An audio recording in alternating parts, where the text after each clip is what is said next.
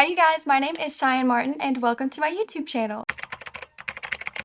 So today you guys, as you already know, we are finally doing it. I'm going to start ACOTAR. I am excited, but I'm still a little bit nervous. Yet everyone loves this book, so I just have a feeling that if everyone loves it, I'm gonna be able to love it. This vlog is going to have no spoilers, so yeah, let's get into it.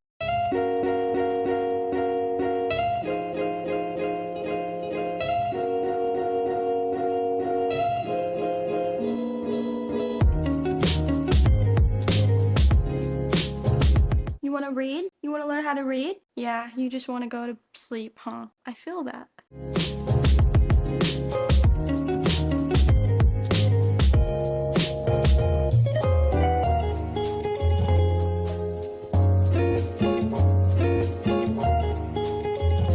Okay, so I am on page 75, chapter 8, and so far, we've already learned everything that the back of the book says. I didn't read the back of the book before I got into this book, so I had no idea that this book was not going to be who I thought it was about. I personally have avoided spoilers like the plague. I am serious. Whenever I see anything about ACOTAR, I normally keep scrolling, but I do know two things. Number one, the love interest. Well, I guess I know three things. Number two, I know that there's a riddle in here and apparently it's very easy to solve. And not to talk too highly of myself, but I hope when I get there that I can solve it or else I'm gonna feel really disappointed. It's gonna be a personal issue. And number three, I know that you pronounce her name Feyre because I've seen the TikToks that are like, hello, darling Feyre. If you know, you know. But I'm just confused because we're on page 74 and who I thought was the love interest is not in this book at all so far. So that was a huge shock. But let me tell you what this book is about. So this is about Feyre. Feyre is a teenage girl living in this world where like part of it is Fae and then there's a wall that divides them and then it's human territory. And she is out one day in the woods and she ends up killing a wolf because she has to provide for her family. We've met her family already. They kind of suck. Moving forward, she is hunting and she finds a wolf. She kills it. And once she returns home, she is tracked down by another Fae creature that's like a werewolf shape shifter thing named Tamlin, and he tells her, you know the rules, if you kill a Fae, you have to die too, but instead of that, you can do two things. You can either die, or you can come and live with me in the Spring Court. So she picks the obvious choice. Death. I'm just kidding. Just imagine if she was like, okay, just kill me, and then that was the book, the end. That wouldn't be a great story. See, this is why I'm not a writer. Anyways, she is now living in the Fey lands with Tamlin, and we have also met his like second in command named Lucien. So far, I like him. He seems like a funny character. He seems very sarcastic, matter of fact, and personally, those tend to be some of my favorite characters. And while she's at dinner with Lucien and Tamlin, she learns that there is actually a curse that is put on the Fae. It's called a blight, but it's a curse, and I won't get into what that is because that's a huge spoiler. But anyways, that is basically what the back of the book says that this is about, and we've already gotten there 75 pages in, so I don't really know what the rest of this book could possibly be about. I mean, there's gotta be something, right? But I really hope that it's not just gonna be about her staying at this castle, because that much of her just staying at this castle would be so boring. And yeah, it doesn't seem like a bad deal though, I will say that. If I was Feyre personally, I would be living it up in this castle because she didn't really have a good life beforehand, but now she has free food, brand new clothes, she can take a warm bath. I'm sorry if the lighting keeps changing, for some reason the sun keeps going in and out. But anyways, she's kind of living the life. No rent? Sign me up. But Feyre's not about that. I'm pretty sure she's gonna try to escape at some point. You can definitely already tell there's Beauty and the Beast vibes. If you are someone like me who hasn't ever really read a fantasy before, I've only ever read Fourth Wing, I was very intimidated by fantasy because for some reason, and don't judge me when I say this, okay? But for some reason in my brain, I thought that all fantasy was gonna be written kind of like Shakespeare, you know? Like Romeo, where art thou, Romeo? Even though she's not literally asking, where are you? Like I thought it was gonna be hard for me to understand and interpret, and it was gonna be in that kind of language. So that's why I never wanted to go into fantasy, but 100% it is not written like that. Who would have thought? Literally everyone but me, probably. So yeah, so far so good. The first 10 pages might get you. I was a little bored the first 10 pages, but then I got into it like that. I'm actually excited to read and see what else is gonna happen. We're gonna keep reading and I will update you guys in a little bit, but it is Saturday and Parker and I are leaving, so I'm gonna try to read as much as possible until he wakes up because quite frankly, that man could sleep 24 hours. So we'll see how much I can get through.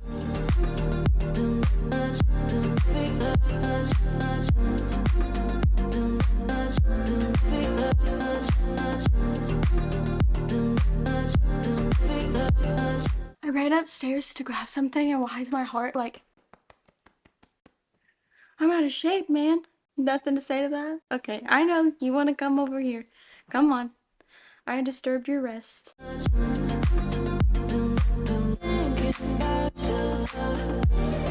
It is some time later. I have now made it to page 138. Parker has in fact risen from the dead and he told me that we have plans to go do something. He said it's going to be a bit of a drive. So I'm going to stop reading and get ready and then probably try to read on the car ride since it's going to be a kind of far ride.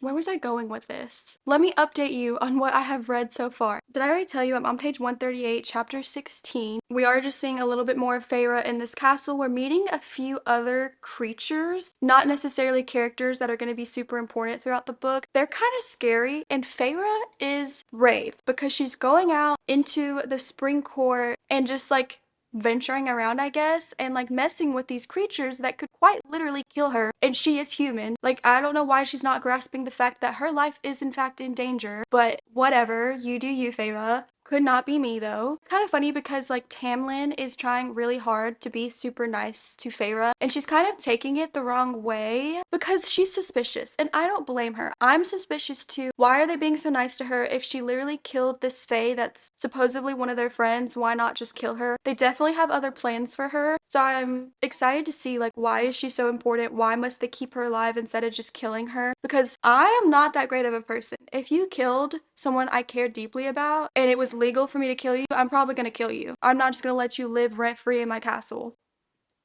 Doesn't make sense. So there's something else going on. We also see these conversations mostly between Lucien and Tamlin, which also make them seem a little bit more suspicious. There's something else going on there. And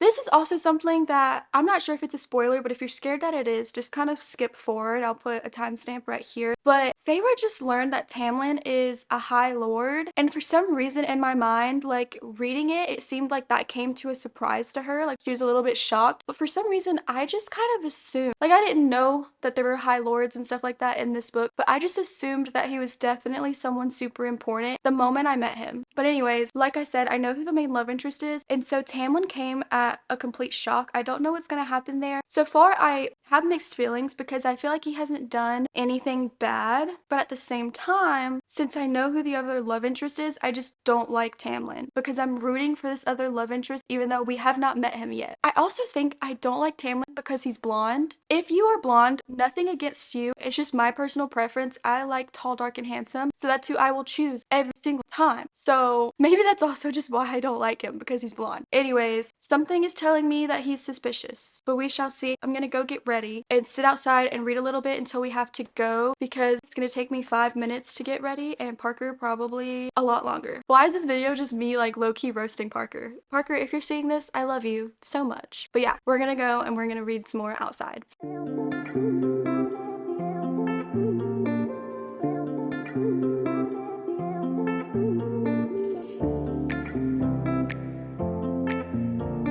Okay guys, so I have made it to page 189 of the book. We have just learned a little bit more about Feyre and her time in the spring court. We've also met some new creatures throughout the book, and we've learned that the blight was caused by like, I think she's an evil queen. It hasn't really called her an evil queen, but I'm calling her an evil queen. And they haven't named her either. They keep calling her she. And there's also this other thing. It's called like calamari, whatever you want to call it. But they also refer to it as Fire Night. And the Great Right, so I don't really know which one it is, but it's like this bonfire thing. But I'm not going to tell you what it's about because I don't want to spoil it, but just know that Feyre does not listen to directions. But the last one I left off on, she said, standing before me was the most beautiful man I'd ever seen, and I know who it is. So I'm excited to see his character finally come into play. If it's not him, I'm going to feel like an idiot, but I'm pretty sure it is. But yeah, I'm going to read now.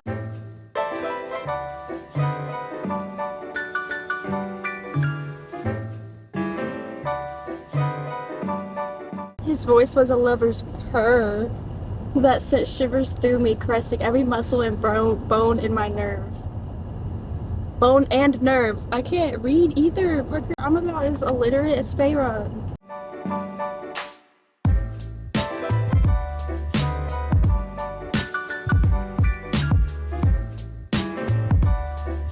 So it's the next day. Parker and I did end up going to this like cave in Chattanooga, Tennessee called Ruby Falls, if you've ever been. It's more of just like a guided walkthrough because I could not just like go cave diving on my own. Not my thing. But this was really cool. And they had like a lighted up waterfall, and learning the history of it was so nice and sweet. This is a little side note, but the guy that discovered this cave, his name was Leo, and he was married to a woman named Ruby, and he named so much of his findings after her. And I looked at Parker and I was like, you haven't named anything after me. You know what this man said? He said, yes, I did. I named my horse after you in a video game. Romance is not dead, my friends.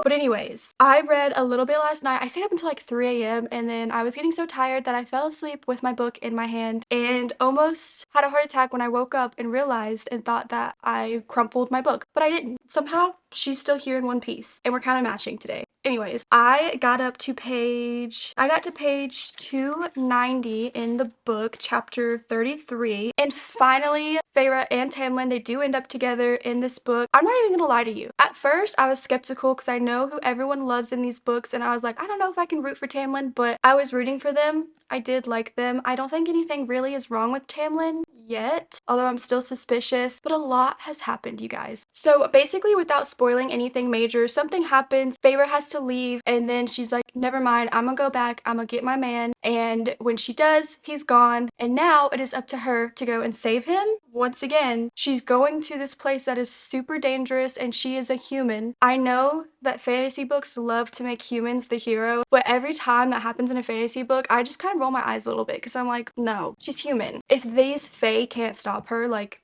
come on now. Also, I like to say fae and not fairies because every time I say fairies, it reminds me of Tinkerbell. But if you're wondering, these are not Tinkerbell fairies. These are like scary creatures. I always lose my train of thought so easily. Let me tell you what actually happened. So now she's going to go and save Tamlin, but we did get a huge info dump. So now we understand why this is happening and exactly who this evil queen that I mentioned is and why she's doing this. She's doing it for 2 reasons. Obviously, I'm not going to tell you. The first reason, I get it. The second reason, I do not. Okay, this is an itty bitty spoiler, but the second reason why she's doing all of this is over a man. Do better. But anyways, it's just so crazy because Feyre had to do this one thing, and she could have saved Tamlin and none of this would have happened. And it was frustrating. Now she is about to go and try and save her man. So that's where we're at. I'm loving it. It's so good. If you have been on the edge about reading this book, please just read it. I know I'm giving you guys a little bit more detail. The reason why is because I feel like when people talk about this book, they don't talk necessarily enough about what happens. You just kind of hear the story of it being a Beauty and the Beast retelling and the fact that she kills a wolf. Like going in, that was the only thing I heard about this book, but it is so much more. And I'm not even done. So I'm excited. We're gonna keep reading, and it's Sunday, so I will most definitely finish this today.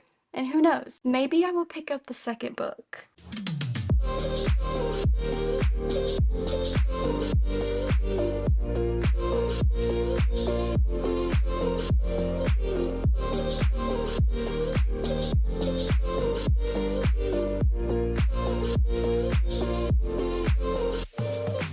We just got to the riddle, and I'm like 100% sure that I know the answer of the riddle. There were also so many context clues because the answer to the riddle has so much to do with something else that happened in the book. So why wouldn't that be your guess? Feyre, we need to talk, okay? Get it together.